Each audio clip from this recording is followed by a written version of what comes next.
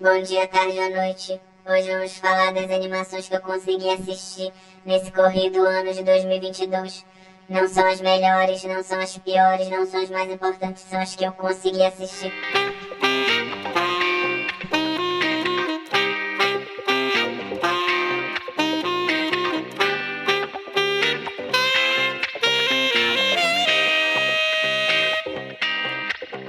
Olá, bom dia, tarde ou noite. Aqui é o Raimundo Espectro de novo. E ainda na semana, na verdade, ainda no mês de retrospectiva do ano passado, hoje eu quero falar das animações que eu assisti em 2022. Deixando claro que aqui vão ser as animações que eu assisti porque eu vi o trailer, achei a sinopse interessante ou por algum motivo continuei. Isso quer dizer que não tem muitas animações e que não tô aqui falando necessariamente das melhores, porque teve muitas e muitas que eu até pensei em ver e não assisti, então já teve um filtro pré-existente. Eu só queria mesmo relembrar quais foi as que eu assisti e o que eu achei mais ou menos dela, então vai ser um vídeo bem mais simples, portanto também não vai ter menção honrosa nem nada disso. Vamos lá para a primeira. A primeira é que eu continuei as aventuras de Dai. Inclusive tem vídeos aqui no canal, tem pelo menos 2 vídeos já da série. Se Deus quiser, eu pretendo continuar fazendo vídeos. Mas, bom, o importante é que ela terminou em outubro desse ano. Foram cerca de 100 episódios, talvez menos. E é aquilo, eles tentaram seguir o máximo possível, ser o mais fiel possível ao mangá.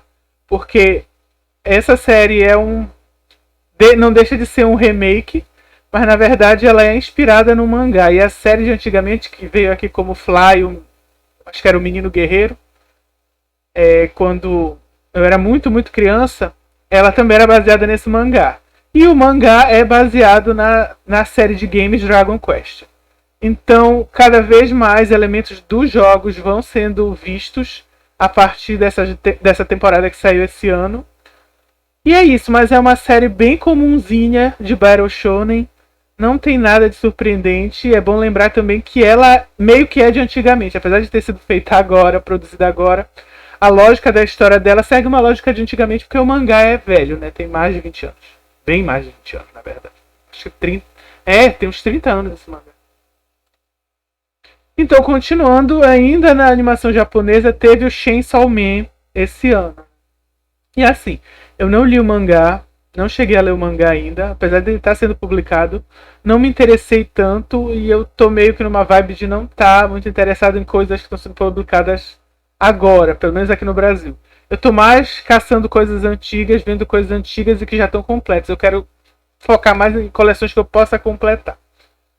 E eu sabia da existência e fui assistir a animação. A animação é boa, principalmente eu achei a qualidade técnica dela boa. É interessante porque eu vi muito fã, principalmente fã estrangeiro, reclamando, dizendo que a animação não tá legal. Eu falei, mas a melhor parte são as cenas de luta, caramba. Enfim, eu achei elas ótimas, bem fluidas. A forma como eles utilizam o sangue para fazer as composições das brigas e tal é muito legal. A história em si, ela é aquela típica história edgelord, que a gente já está acostumado se você já está há muito tempo nessa vida aí de anime, mangá, otakuzice. Eu tô há muito tempo nessa. Então, eu peguei Evangelion quando passava na Locomotion. Tudo bem que eu não tinha idade para assistir, mas eu peguei. Então, para vocês terem ideia que eu já meio que tô acostumado com a lógica dessas animações. E assim é o Chainsaw Man, de certa forma. Ele é muito voltado para aqueles fãs, para aqueles otakus que... Como é que eu posso dizer de uma forma que não agrida ninguém? Eles têm essa visão de mundo onde eles são especiais, mas estão vivendo uma vida de porcaria e eles precisam ser encontrados. Não é nem que eles tenham que se encontrar, eles precisam ser encontrados. Alguém tem que ver o valor deles e o quanto eles são fodásticos e o quanto eles, no fundo, são, sei lá, praticamente verdadeiramente deuses. É basicamente isso. Eu sei que é uma forma bem negativa de falar, mas é uma coisa que tem um precedente claro. Você tem aquele, no caso, o protagonista, que eu esqueci o nome dele. Ele é um cara que vive bem à margem da sociedade. Ele, por algum motivo, ele faz amizade com um um demôniozinho que é fundido com uma motosserra. E para salvar a vida dele, quando ele é atacado por um demônio, esse demôniozinho bonitinho, acho que é Push. O que mais me chamou a atenção nesses primeiros episódios foi o bichinho, que eu achei o visual dele legal. Ele também se funde com o protagonista e aí forma o Chainsaw Man, o homem da motosserra. O que acontece é interessante entender que a lógica de o que é um demônio na cultura japonesa ela é um pouco diferente das culturas ocidentais. Então, para lá é bem comum a ideia do demônio absorver pessoas e objetos. Mas sobre isso, no clássico, hoje já clássico Devilman, né? Tanto a animação, que não é tão legal assim, mas como no mangá. Então, é assim a ideia de demônio deles. E aí o Chainsaw Man vira esse ser meio humano, meio demônio, e ele é, vamos dizer assim, interceptado por uma equipe de caçadores de demônio que vive lá na cidade grande e resolve casos sobrenaturais que as pessoas normais não têm conhecimento. E aí ele vai fazendo amizade com outros caçadores de demônios que são bem estranhos. Essa menina, acho que é Power o nome dela, ou é um nome totalmente diferente, eu jurava que era Power. Que é uma demônia de certa forma, e ela tem um gato demônio, enfim. O foco aqui não é só que não é uma coisa tão criativa assim, que não tem nada de errado. Porque, enfim, não é a animação ou o mangá, né? No caso, o mangá mais criativo que faz sucesso. É o que pega o gosto no povo e isso tem 1 milhão de variantes. Mas assim, por mais que eu tenha gostado da animação, eu acho a ideia dela tão... Sabe, eu acho que é a idade. A idade quando bate, ela faz você repensar muita coisa. E aqui nesse caso é isso. Talvez se eu tivesse 15 anos hoje, como é a faixa etária que predominantemente é a fanbase desse anime, cara, talvez ele me fizesse pirar. Mas hoje em dia eu acho tão óbvio, sabe? Essa ideia do eu sou um adolescente, vivo à margem da sociedade. Estou agora trabalhando, salvando pessoas que sequer vão com a minha cara, etc, etc. Então, não sei. Mas uma coisa que eu achei bem interessante é que o autor, ele não tem frescurinha em colocar esse drive sexual adolescente no protagonista. Ele fala mesmo que gosta de... Enfim, gosta de sexo, gosta de peito, etc, etc. Eu acho isso legal. Normalmente eles tentam ainda dar um ar meio inocente para esses protagonistas lá nas séries japonesas. Não é tão comum que você ponha assim isso de uma forma tão solta. Eu achei isso legal. Foi a parte que eu achei mais de novidade. A animação é muito bonita.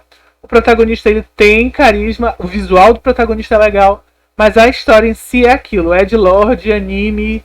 Eu faço a dancinha eu faço a dancinha lá da abertura com os meus amigos vestido com roupinha de... Essa roupa aí que eles têm que é tipo de escola, né? Com gravatinha. Faço isso no meio da estação de trem e... Dane-se se vocês acham ridículo. É isso. Essa é a lógica desse anime. Eu acho interessante. Eu acho que vale a pena. Vale a pena, sim, dar uma chance. Continuando em animações. Essa animação aqui eu tenho até dificuldade de dizer se ela é uma animação considerada animação japonesa. Eu sei que a maior parte do estúdio é japonês. O estúdio é japonês. E que é uma história que se passa numa ilha do Japão. Esqueci o nome da ilha agora. Mas é uma série animada que, se você for pesquisar, ela estreou nos Estados Unidos primeiro. E eu acho que ainda nem estreou, talvez nem estreie no Japão. E a língua original dela, quando você vai na língua materna, é inglês. Bom, o que temos aqui é uma história que, assim, fica difícil não revelar spoiler. Mas é meio que uma história de terror. E é um terror que agora já vai ser um spoiler. Porque só de dizer qual é o gênero, você já entende como é a história. É terror cósmico. Então, terror cósmico, ele tem como expoente mais famoso o H.P. Lovecraft. Então, por exemplo, do mito do Cthulhu, esses tipos de monstros. Então é mais ou menos isso que você vai ter aqui. A história em si seria interessante se você não tivesse uma demora muito grande para você entrar na parte do terror, uma enrolação nessa parte, uma tentativa de, vamos dizer assim, contextualizar para coisas do nosso... Eu não digo dentro do dia a dia, mas eu digo assim, de repente os idosos estão falando sobre sobre aquecimento global, de repente eles estão falando sobre xenofobia, de repente sobre... Mas são coisas que você vai ter um payoff no final, talvez nem tanto. Talvez nem tanto porque eu acho que muito do terror cósmico é a ideia de que existem forças sobrenaturais tão poderosas, e aí é bom lembrar que o H.P. Lovecraft é uma figura bem polêmica na biografia dele, então tem teria essas forças sobrenaturais tão poderosas, tão acima da compreensão humana, que qualquer medo que a gente tenha tangível seria uma bobagem, uma futilidade. Então fica esquisito. Mas assim, e também outra coisa é que a forma como eles tratam desses assuntos é uma marca de produção dos Estados Unidos muito grande, sabe? A forma que os diálogos são escritos. Mas não é uma série de todo ruim, eu acho que ela tem seu valor. Se você é fã de terror cósmico, eu acho que você deveria com certeza assistir, porque não é tão comum assim animações japonesas nesse sentido, e muito menos não é comum animações japonesas assim chegarem no Ocidente. E mais bizarro ainda é você ser uma produção que é financiado pelo Ocidente, pelos Estados Unidos, como uma produção japonesa tratar desse assunto. Apesar de que muitos vão concordar que Evangelion, que eu já falei anteriormente, é um pouco de terror cósmico. Enfim, fica aí para quem quiser discutir. Housing Complex C é isso. É uma história de uma menina que mora numa ilha onde praticamente só tem pessoas idosas, e lá tem esse complexo de casas praticamente isolado do resto do Japão. De repente vem uma família que também tem uma filha da idade dela, e coisas muito, muito bizarras começam a acontecer. É interessante que tiveram pessoas que não tinham a mínima ideia do que se tratava. Eu, por exemplo, não sabia no início. Mas logo tem uma coisa que, se você presta atenção no visual dos personagens, você vai ver, cara, você mata na hora o que tem de bizarro na história toda. Então é isso, é uma série interessante e ela é bem curtinha, dá pra assistir rapidamente. Continuando, teve Kakegurui Twin, que não é uma continuação direta da última temporada de Kakegurui. Ela não é um spin-off exatamente, ela é uma prequel do que acontece naquela série. Ela vai seguir a protagonista, que é essa moça de cabelos loiros, antes da chegada da protagonista do Kakegurui, que é a Jabami. E o Meko Jabami. Essa aqui, que eu esqueci o nome, que é a protagonista, por sinal, ela é uma rival da Jabami, mas que acaba virando amiga durante a continuidade da animação original. Aqui você vai ter como ela chegou a se tornar uma pessoa mais malvadinha. Mas ao mesmo tempo você tem essa outra personagem que some, ela não existe, pelo menos até agora, no que eu vi na série do Kakegurui. E ela é super, super ingênua, ela é incapaz de conseguir vencer qualquer um jogo. Enfim, essa franquia do Kakegurui, ela é mais ou menos assim. Existe uma escola no Japão, onde as pessoas ricas e, enfim, etc., mandam seus filhos, e lá todos os alunos, eles gostam de viver apostando, fazendo apostas, em geral com jogos de salão. Então, como são filhos herdeiros, né, você tem apostas muito grandes e às vezes apostas muito perigosas. E aí, no original, aí o Meko chega. No início ela dá a entender que ela é só uma aluna nova, mas na verdade você começa a entender que ela tem uma agenda por trás, talvez de vingança, talvez de precisar de dinheiro, enfim. Aos poucos a série começa a ir solucionando isso, mas enfim, a série parou, nem sei se ela tem continuação. E essa vai ser uma prequel de uma das personagens que a Yumeko encontra, que por sinal é a primeira que ela vence num jogo de pedra, papel, tesoura. Enfim, é isso, a lógica da animação é essa. Eu gostei até, você tem novos personagens interessantes, você tem aquela menina que ela, enfim, ela é apaixonada pela moça que trata ela que nem cachorro. Eu achei aquilo engraçadíssimo. Agora, uma coisa que me deixou com muita raiva, duas, tá? A primeira é esse filtro verde, tem uma foto aqui que eu ponho. Ali perto do fim tem uma foto com esse filtro verde. O desenho inteiro tem esse filtro verde, eu não consigo entender o que é, por quê. Sabe, parece episódio do Scooby-Doo que às vezes botava esse filtro verde, porque tudo no Scooby-Doo é verde. Não tem sentido, não tem nada verde nessa história. Enfim. Esse filtro verde incomoda pra caramba. E outra coisa foi um jogo que teve, onde era meio meninos contra meninas, era um jogo de namoro, onde um tentava marcar o encontro com o outro.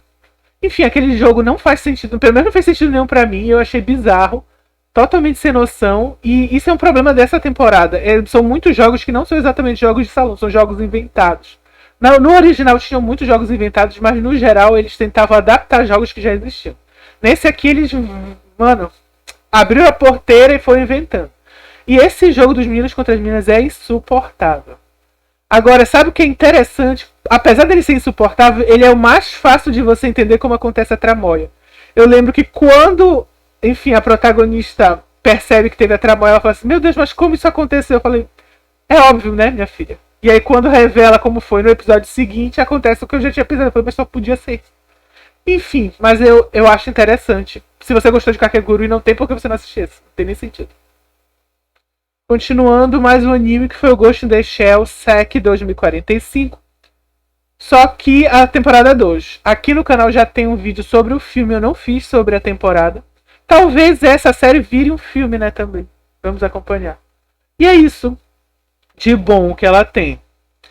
Uma tentativa, diferente da primeira temporada, de ser mais voltada para a parte, vamos dizer assim, da ficção científica hardcore do Ghost in the Shell original. Então você tem muita discussão filosófica e moral. E uma abertura muito legal. Eu vou ver se eu acho esse... Eu vou ver se eu coloco essa imagem. Se eu acho não, né? Se eu coloco essa imagem, espero que eu me lembre. Que é do disco da canção de abertura. Da banda que canta a abertura. Eu acho que o nome da música é Secret Ceremony. E assim, é uma música bem legal de se ouvir. Ela dá um climão assim, meio glamuroso. E ao mesmo tempo de mistério, de suspense. Mas a capa do CD é muito engraçada. Porque é tipo como se fosse um menino maluquinho entrando no salão lá no Black Lodge do Twin Peaks. Sério, eu vou botar essas imagens todas. Eu espero que eu me lembre. Porque eu só conseguia pensar isso quando eu fui ouvir a música depois, fora de assistir o desenho, assistindo. Aí eu falei, nossa, essa música é muito legal. Eu fui ver no YouTube, né? Aqui no YouTube mesmo. O clipe e tal, e a thumb era esse, o menino maluquinho caindo no Black Lodge. Juro por Deus, eu não sei porquê. É óbvio, é uma banda japonesa que canta em músicas em geral em inglês. Bom, Bastard é um anime que não é pra qualquer um, não por ele não ser acessível, mas porque ele tem esse tom de humor que hoje em dia talvez seja ultrapassado, já que é uma série... Um mangá, acho que é do fim dos anos 80 e início dos anos 90. E uma animação que já teve OVA anteriormente, né? OVA são Original Video Animation. Então agora você... Não sei porquê, porque Cargas d'Água, talvez seja aniversário comemorativo, inventaram de refazer essa história em anime. Agora em 2022, ano de nosso Deus. Enfim, é uma história totalmente... Ela é, na verdade, uma caricatura, uma grande piada, uma brincadeira com essa ideia da fantasia mais hardcore. Algumas pessoas chamam de Dark Fantasy. E um pouco eu não digo da lógica, mas um pouco da ideia que os japoneses tinham da cultura heavy metal. Eu falo heavy metal musical mesmo, heavy metal e power metal.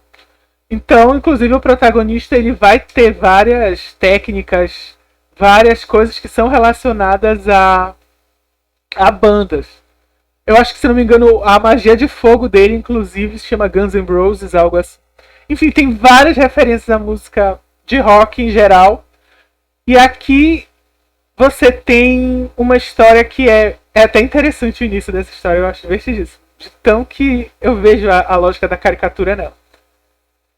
O que você tem é uma história que ela é pós-apocalíptica, ao mesmo tempo que ela vai para uma ideia de fantasia medieval.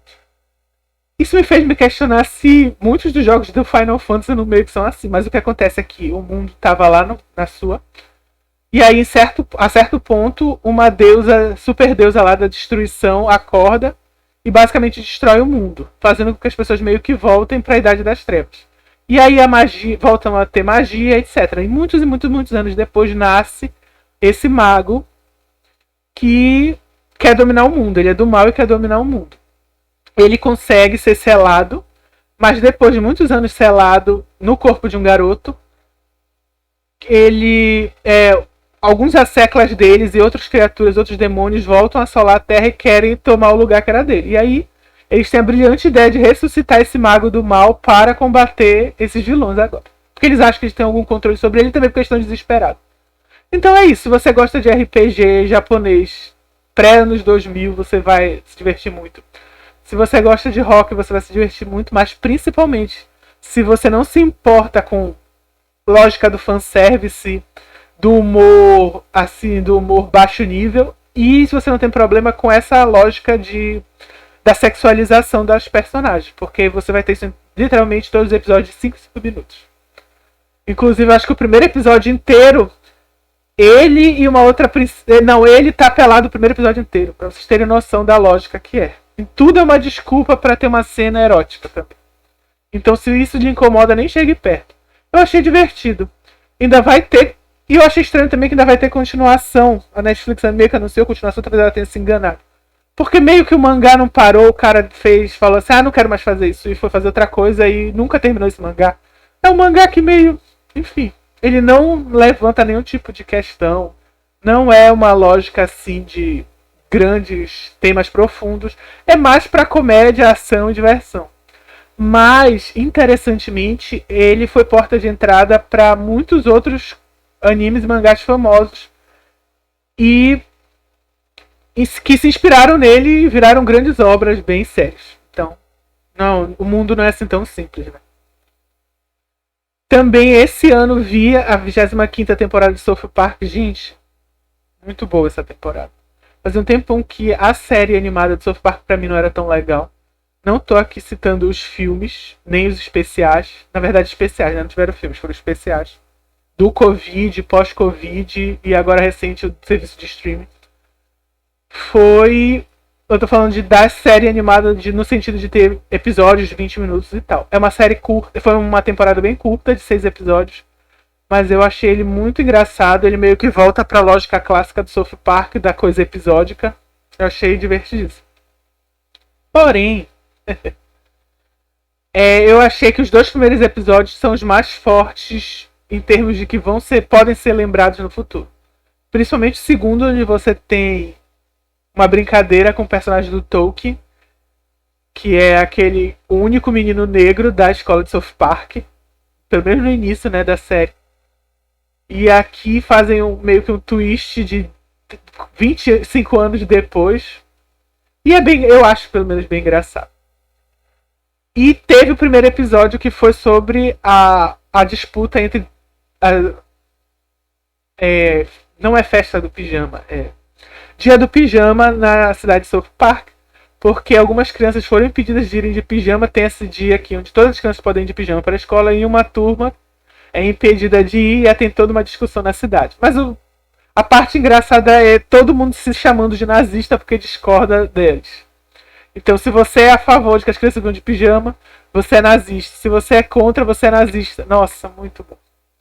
Muito bom, muito bom, muito bom. Só quem viveu algo nesse sentido entende a graça disso. No fim, todo mundo vira nazista na porcaria do episódio, gente.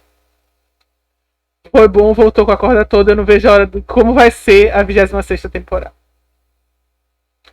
Bom, a minha animação favorita esse ano foi Spy vs Family, Spy X Family, Spy Cross Family, não sei como é o nome exatamente. Eu achei uma série animada assim muito criativa. É uma animação japonesa, mas ela é bem criativa no sentido de que ela une bem a ação, a intriga da espionagem com a coisa mais fofa, mais bonitinha da ideia de família. A história é bem interessantezinha. Você tem esse país que ele meio que vive uma guerra fria. É bem parecido com a ideia que a cultura pop tem da época da Guerra Fria nos países da Europa. E esse espião, que é o louro, que eu esqueci o nome dele. Eu esqueci o nome de todo mundo agora. Só a Anya que eu lembro. Esse espião, ele faz de tudo, topa tudo por dinheiro, vamos dizer assim. Ele topa tudo pra cumprir a missão dele. Tipo um James Bond mesmo, só que ele leva as coisas mais além. Então ele é capaz de fazer um relacionamento com uma mulher só pra conseguir uma informação minúscula. Namorar por anos, anos e anos. E depois que conseguir a informação dizer, bom, tchau, era só uma missão e ir embora, sumir. Ele faz esse tipo de coisa. E aí a próxima missão dele requer que ele se finja um homem de família. Então ele vai no orfanato randômico, aparentemente randômico. Conhece uma menina lá que tem poderes psíquicos e que ele não sabe. E aí ele adota a menina. E a partir daí é só confusões de arrasar, porque a menina envolve confusão. Ele não sabe criar uma criança, porque obviamente ele é um espião. Ele não é o expertise dele. E aí posteriormente a missão pede que ele arrume uma mãe para a filha, né? Arrume uma esposa.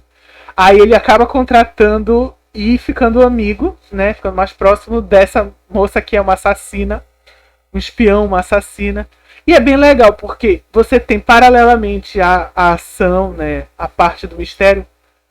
O foco principal que é eles montando essa família fofa e meio que você torcendo para que eles se deem bem e virem verdadeiramente uma família, a menina não volte pro orfanato, etc. Então é isso. Eu acho uma ideia criativa. Você vai ver elementos disso em diversas outras obras, enfim, de cinema, ocidental, oriental, etc. Mas a forma como ela se uniu nessa história eu achei legal.